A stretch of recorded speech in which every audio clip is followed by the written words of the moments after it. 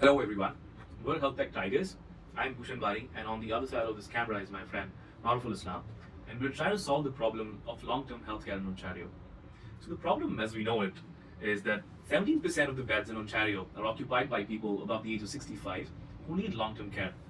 There are about 33,000 acute care beds across 194 hospitals in Ontario, which means that at all times about 5,000 beds are occupied by long-term care seekers. Now, this happens because there are huge wait times for nursing homes, and the cost of hiring a full-time nurse is through the roof. Our communities as well do not have enough long-term care facilities, and we also lack expertise and infrastructure to set up all of this at the patient's home. On an average, the cost incurred by a hospital for an occupied bed is roughly $6,000 for a 3 to 5 day stay, which means that on an average, a person who's in the hospital for 365 days a year ends up costing roughly $500,000 to the system. If you multiply that by the occupancy, the cost to the system is a whopping $1.75 billion. Now, talking more about the solution that we've thought for this problem, we see through data that 75.6% of people above the age of 65 own their own homes in Ontario. And currently, seniors who occupy these beds in hospitals are unable to move due to a shortage of long-term care beds at their homes or in nursing homes or in other long-term care facilities. Now, our solution is a simple mix of technology, human intervention, and 24/7 care plus monitoring system delivered at home. We've come up with a remote physiological monitoring facility that can be built at the fraction of a cost per year. The facility will be powered by a dexterous robotic arm that will be controlled by a trained virtual assistant proficient in English who will follow instructions that will be sort of predefined by a care physician, a family member, or the care seeker themselves. Now the vitals will be monitored by a radar-based vital sign monitor, such as the XK300 by Xandar Cardian. This monitor will help detect health issues early on so that adequate care can be provided before too much deterioration takes place, reducing future hospital visits and further strain. Radars will also have alerts built in, connected to the home Wi-Fi to trigger SOS calls to sort of bring in emergency services if required.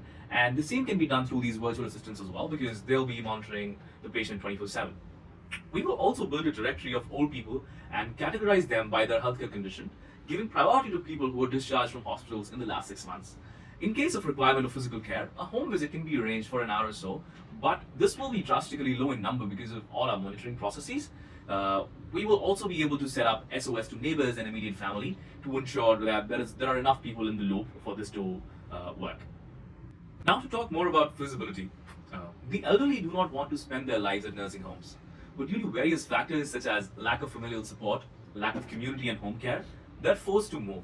A lot of these people, if given the option, would love to move back, and these would be our early adopters. Once our pilot program yields satisfactory results, in for example 6 months, we can use this data to move forward and convince more and more elderly to shift into homes.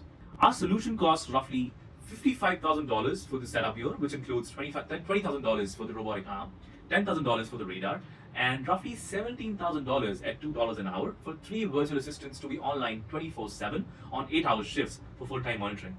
On average, we will save spending to the tune of $450,000 per person per year. The average pensioner senior in Ontario receives is about $31,500, and at $50 a day for a meal, either from a restaurant nearby or a food delivery service that is built around the ecosystem of elderly care, we estimate an average food cost of around $17,000 per year, which sits well within the budget, assuming there are no housing costs involved, as 75% of this demographic owns their own home. We understand that there are some challenges involved in adopting this method of patient care. Now, there can be issues around accuracy of radars, the ability of the robotic arm to perform certain functions and maintenance, the availability of VAs at all times, and the inability to help patients who have a movement disability as well. We understand all of that. To sift through all of these, we will ensure that there is a robust reporting system which is built in, which allows us an overarching view of every single home setup and gives us alerts about the bottlenecks, if any.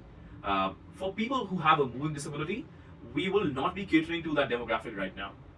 Moving forward and talking about the impact of the solution, we will save a whopping $1.3 billion annually if this solution is implemented. It will increase the availability of beds for acute care because more and more people will start going from hospitals into their own homes, of course. It will increase the quality of life of these patients by a lot because they will be monitored 24/7, they'll be staying in the comforts of their own homes, there will be no mishaps due to burned out hospital staff, and access to sort of preventative care will translate to fewer visits to the hospital for them. Now, increased availability of long-term care beds in nursing homes for Canadians who sort of do not own a home will be a great added advantage as well, because we're saying that we'll be moving people from nursing homes to their own homes as well, and people who have their own homes can sort of make that transition. But then people who do not have their own homes can get a bed in nursing homes now, because the demand has been eased and more people are opting for home care now. Moving on to the aspect of why now, why at this time.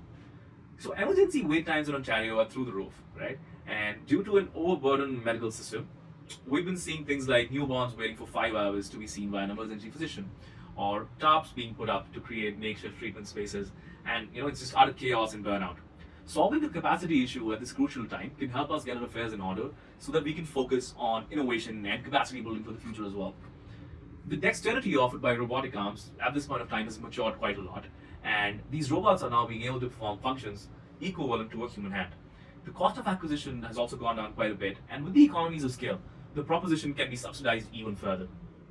Right now is a great time to build like a data center that records every single activity, every single conversation and action that is conducted within this monitored setting guided by virtual assistants.